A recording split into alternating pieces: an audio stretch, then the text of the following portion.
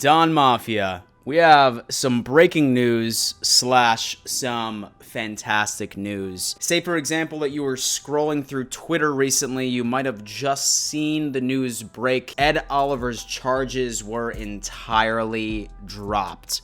So when it came down to any of us that were nervous that Ed Oliver would be facing some type of suspension, either during the 2020 season or maybe even during the following season, that has all since disappeared entirely. And so at 2:41 p.m.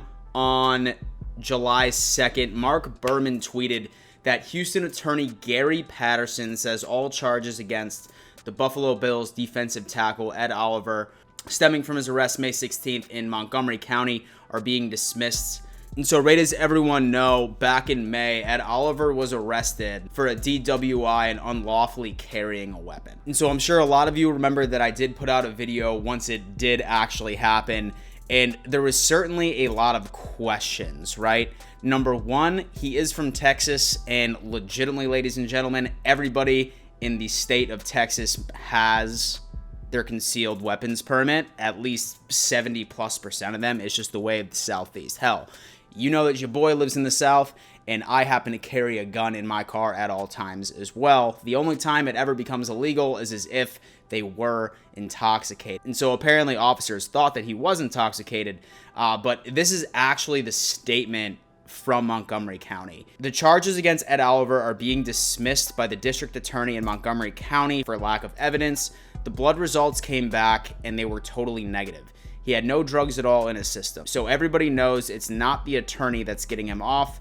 They had no evidence. And on the weapons charge, it gets automatically dismissed because it's only illegal to have a pistol in your vehicle if you're intoxicated or if you get charged with another criminal act. So when the DWI is dismissed, it's not illegal to have a pistol with you. Ladies and gentlemen, this is fantastic news.